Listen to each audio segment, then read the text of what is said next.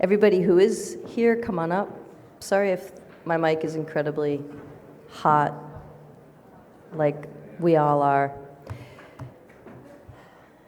Hi, everybody. Hi, Julie. Wow, everybody's here. This is kind of heartwarming for me. This is the part of Horizons that I really love, is when there's a big crowd on the stage. And usually we have like 5 or 6 mics and we're still kind of passing them around.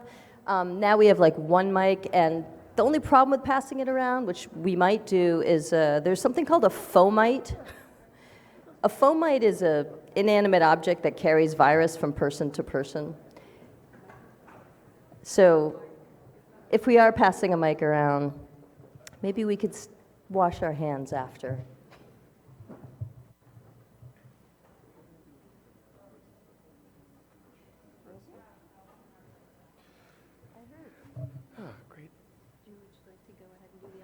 Well, we want to thank everyone here assembled again. It's been a hell of a day, as they say.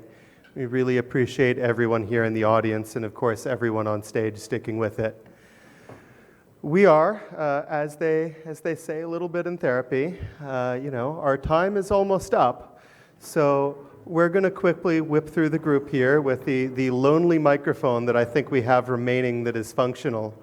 We're going to ask everyone to speak for one lonely, solitary, beautiful moment to close your thoughts for the day.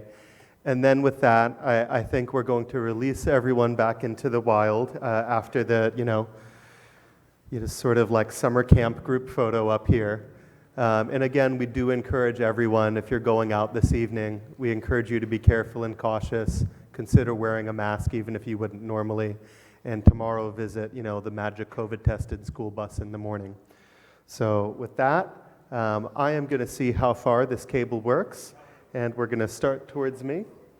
And we're going to hear what everyone has learned and their reflection and thoughts for the day.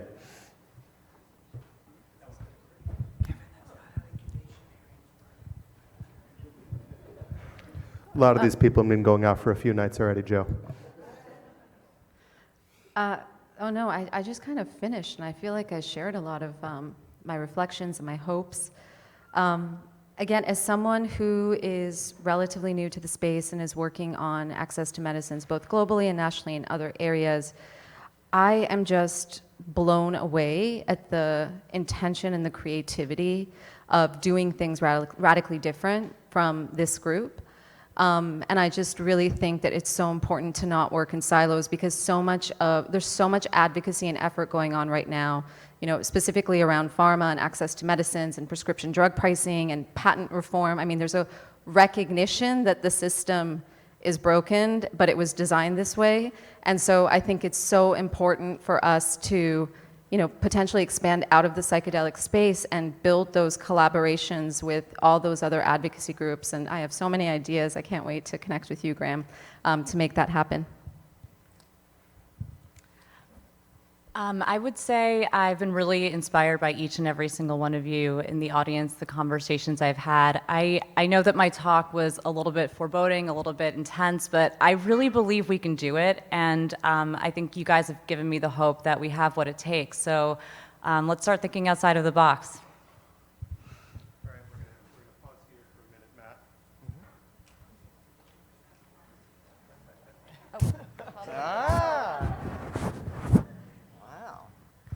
Tight COVID protocol here. I like it. All right.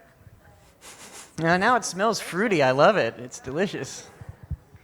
So yeah, what impresses me about today? Well, I think it's the feedback that I've had from many of you in discussions outside, out in the lobby and outdoors. We had this symposium earlier that was really focused on all of these dark sides, the ethical problems, the need for responsibility in conducting this work, and touching on potentially false memories and sexual misconduct. And it's just so, I've been impressed by how pretty much the grassroots of the audience here seems to really appreciate, they're not into psychedelic exceptionalism. They realize we need more commitment to boundaries and to ethics in doing this work. So I found that inspiring, so thank you.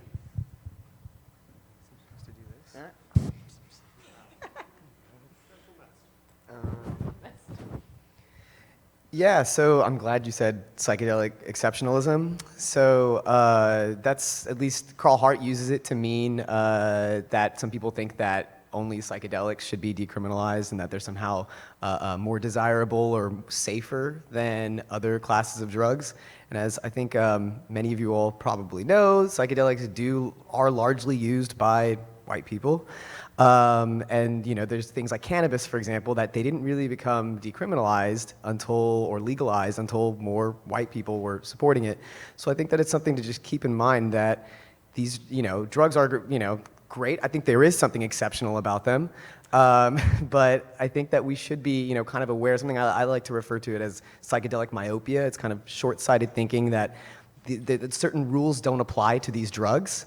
So for example, the way we study them, the way that they should be used in the clinic, the clinical trials shouldn't have to be as rigorous, whatever. And I think that we should just be a little bit aware of, this short-sighted thinking and try to think a little bit more critically sometimes.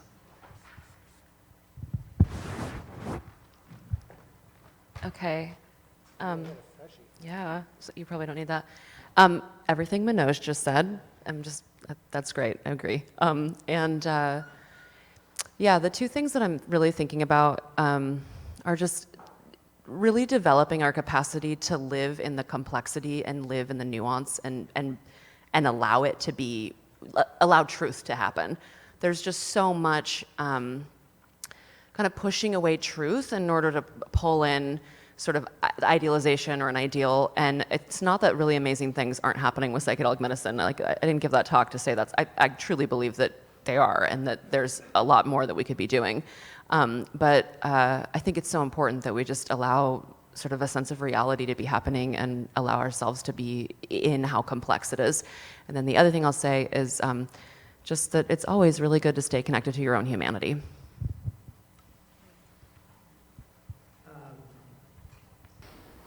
My first time at Horizons, I was having the thought, looking out, that like the intimacy of this community, but the smallness of it is like in the process of like evolving and changing. Like this thing, I think it's been a baby for a lot of people for much longer than I've been involved. It's like the cat is like way out of the and it's sort of, we have this opportunity to set some of the foundations, but it's also going to get it's not going to be getting way beyond this group, and that's just both beautiful and kind of scary.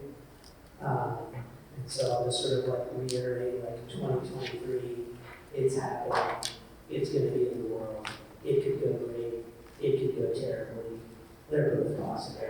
Let's try to make sure it goes great by supporting these lovely people next to me.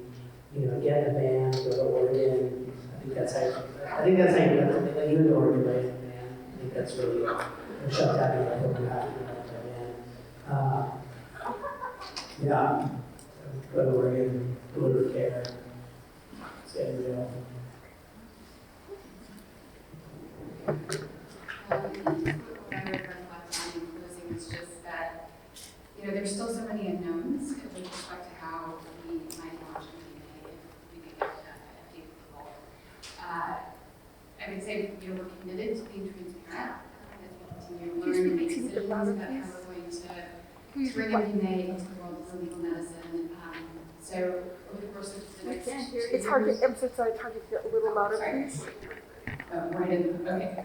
As we learn more, as we start to make decisions about how we're going to bring MDMA into the world of legal medicine, should we get approval, we'll just continue to share that with the community. Transparency is obviously a core part of the DNA and app, so we'll continue to just share as much as we can. If we are invited to come back next year, I think we'll have just a lot more detail to share. We'll have a lot of the nuts and bolts worked out. We'll have some fun things to share, like we probably will have a name for MDMA, our MDMA product, a brand name. I think another important topic that we'll want to start talking a lot more about is the price of the drug. Amy alluded to it briefly today in her talk. This is a very strategically important, obviously, and very sensitive topic and decision. Pharma companies typically like to keep this under lock and key. I think in true mass form, I think we'll try to be much more open with the community about at least how we're thinking about it and trade-offs that we'll be facing as we make that really important decision. We'll see if we can make some time for you next year.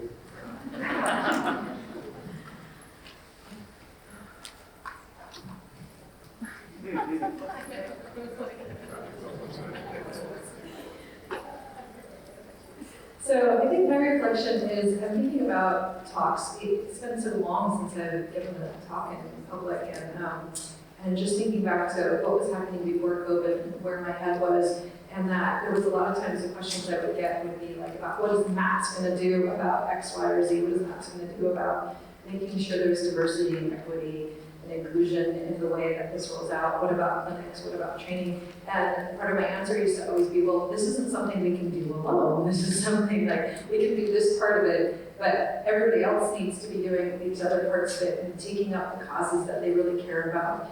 And it's just, I'm blown away and so inspired by all the people that I've heard talk. And there's so many people I want to have deeper conversations with after listening to their talks, because that's I don't even have to worry about that anymore. It has been taken up. Those kinds of things are being innovated, and there's more of it, right? There's still this very complex next piece and so much room for innovating, so that we're not asking people to think different, but then putting it right back into the same system that creates the same kind of issues that we're trying to solve.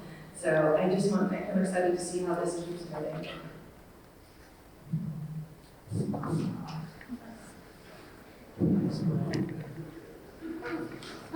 Well, you know, when I started doing this, I thought the attempt to bring a drug to market on a nonprofit basis was in fact as interesting as trying to bring a psychedelic to market. I mean, if MAP succeeds, if we succeed, I think, you know, it won't be perfect, but it's already rather remarkable that there are a couple entities in this space that are attempting to do this way on an open science basis.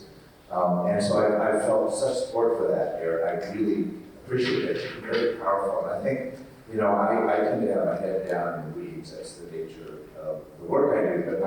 But one thing that's really, you also just said, that I am really going to double my attention on is this equity, diversity, inclusion elements, and really trying to make sure that it's certainly starting with our studies, but as we think about rollouts, how we can help make this medicine to the right populations, the right diagnoses, and as widely as possible, as equitably as possible. So I think that has been, I can speak to Tura, I was on the plane right now, we were talking this afternoon, and both of us really were struck by these sorts of perceptions that have flown through this room repeatedly. And thank you, it's been a real inspiration for us.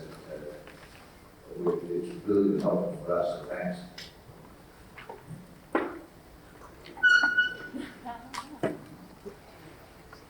Thanks. So I have three very quick unrelated thoughts. One of them is, I have three unrelated thoughts, very quick. One of them is a trip I made to Jamaica a couple of years ago, where I met with a Canadian cannabis company who was convincing Jamaican government that their Canadian cannabis is what should be legalized in Jamaica. Okay. And you know what? He believed that to be the right thing, because you know it's easy to track, you know exactly the content, and you know that's the way to go. And never mind what will happen to Jamaican producers, because that's not what his goal was. And so I keep thinking of that as I think about psychedelic medicine. And you know, the sort of what's ahead of us if we're not very careful and thoughtful.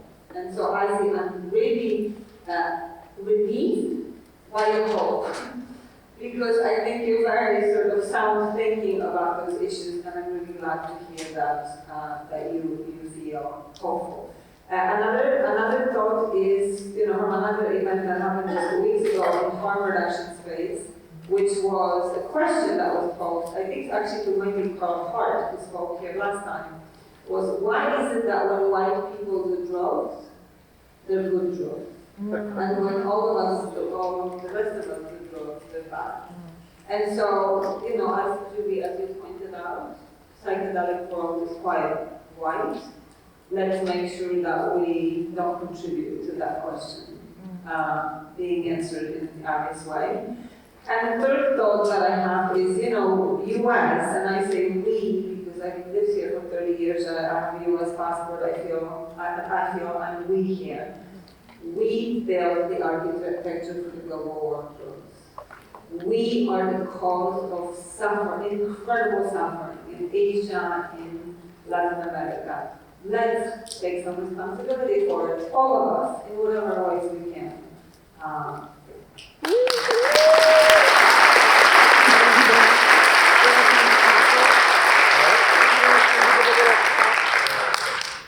So I find it hard in the next class to sometimes have the most original thoughts. So I'm going to cheat a little and actually borrow up on Nicole Howell, who's not here.